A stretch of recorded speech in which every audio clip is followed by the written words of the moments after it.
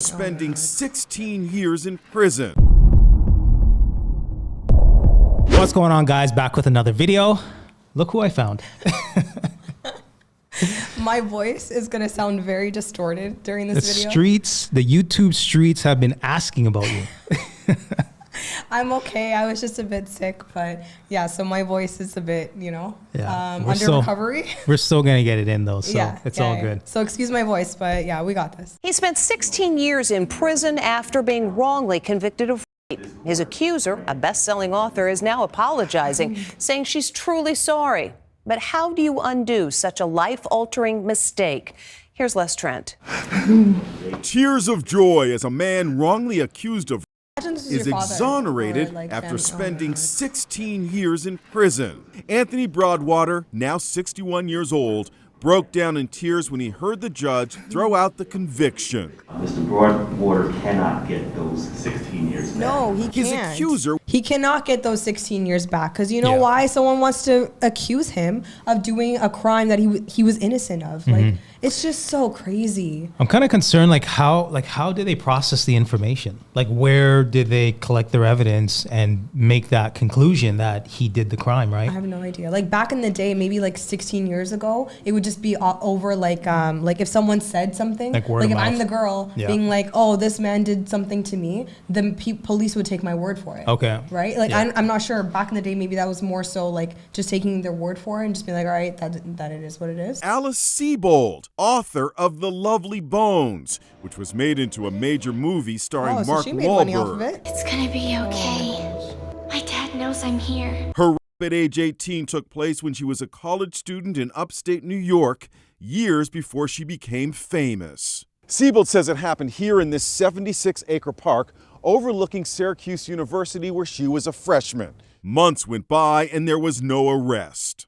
Then, one day, Alice Sebold was walking down this street and she says she came face to face with the man who attacked her. It was Anthony Broadwater. He was found guilty after Sebold took the stand and identified him as her rapist. The people that knew me and know my character. It almost seems like he didn't really have a fair trial, right? It was kind of her word against his. And, months went by, the case kind of went cold, and it doesn't seem like they really had any solid evidence. But, maybe the police station was under pressure to, maybe find a resolution to the case, right? Oh, well, because months went by, so they're like, hey, we got to pin somebody to this, in a sense? I mean, sometimes when you have a case that's high profile, right, media coverage, things of that nature, the police station may be under scrutiny to find the potential accuser. Okay, I don't know if she was famous back then though. Like, I don't know if that's considered high profile or just the case itself. Well, the case itself, right? Okay, so what I'm saying is there may have been media coverage, like within the community. Maybe it was on the news. People were talking about it, right? It's close to campus, to a school campus. So obviously there's going to be a safety element, right, to the students attending the college. So the fact that, a race is running wild in the community, maybe they were under pressure to resolve that case as quickly as possible. And unfortunately, for him, he was identified as a suspect, but it doesn't seem like there was any evidence to really, pin him to the crime scene. Yeah, but it's kind of like just, oh my God, I can't imagine being at the wrong place at the wrong time. They know that wasn't me. Doubts about his guilt were raised when movie producer Timothy Mucciante started investigating the story as he prepared to make a movie based on Sebold's memoir about the rape called Lucky. Anyone who reads the transcript of the trial and compares it to her book, there's quite a lot that's omitted that a reader would look at and say, this doesn't add up, just like I did. Sebold, now 58 years old, had nothing to say as she walked her dog. Well, thank God for a director to actually be able to sit down and be like, the puzzles don't really fit here. Anything to say to Anthony Broadwater? But on Tuesday, she issued a public apology to Broadwater in which she acknowledged he had been wrongly accused. I am sorry most of all for the fact that the life you could have led was unjustly robbed from you. And I know that no apology can change what happened to you and never will. What do you think of that apology? If it's sincerely from my heart, I can accept it. The publisher of Lucky says it has ceased publication until they decide if the book can be properly revised. For him to accept the apology of 16 years of his life being robbed out of the blue when he did nothing wrong. Yeah. And for him to be like, you know what? If she genuinely meant it, I can accept that from her.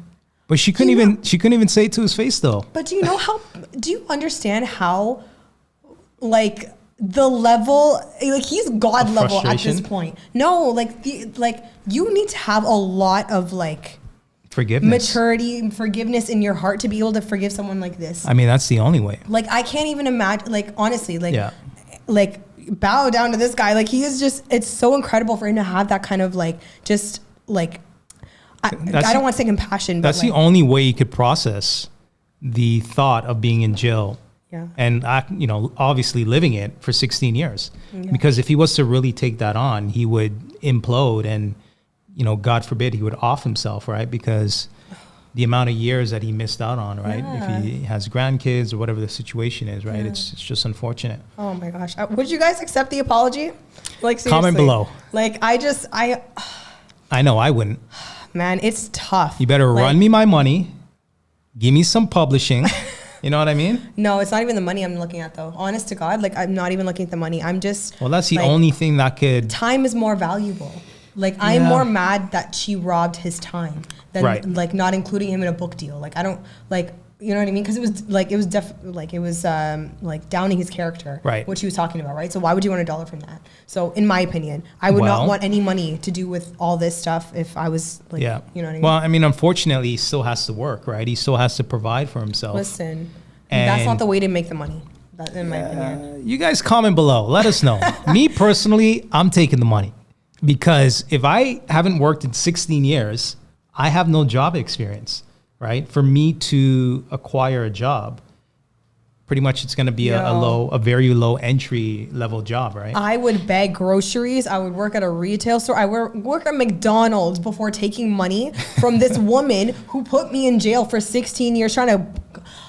Oh, you know what? It's okay. Imagine you're Broadwater, okay, and I'm the girl. Yeah. I'm like, okay, so 16 years, I put you in jail wrongfully. Let me write you a check for hell yeah. $5,000 and make it all better. $5,000? No. Even though I talked mad bad about you, and I was talking about how you did wrong to me, but it wasn't actually you. Well, the money is a part of the compensation plan, right? I need a public apology, either, face to face, right? We sit down face to face, right? We have some sort of closure, and you're providing me money to facilitate the years, because let's say he was able to make 40,000 or 50,000 within those years, right? You times that by 16, you know what I mean? Like, yeah, I missed out on my life, but I also missed out on working and saving money and earning. Right. So unfortunately, life goes on is pretty much what I'm saying. I'm telling you, like, I would not take a penny from her. I know, I understand like your mindset, because you're like, all these years I could have made money and then paid for my retirement. I wouldn't have to be in this situation. And I still have to make money. Yes, I understand that. But and he's 60 something. So it's not like. I'm telling you, I would not take a penny. Not one dime I would take for this woman. Mm-hmm. She cute. Are you joking?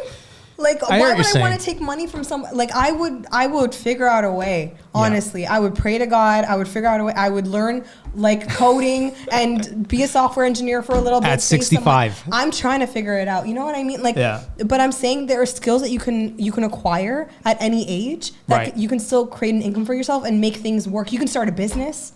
Like, you know what I mean? That could create you like millions of dollars if you like over time, obviously. But like, I'm just saying, honestly, I would not. I just wouldn't. And that's just my point. But I understand, like, it's just fair different. enough. But anyways. All right, guys. So we're going to go ahead and end this video. If you like this video, make sure you like, comment, and subscribe. And until next time. Bye, guys.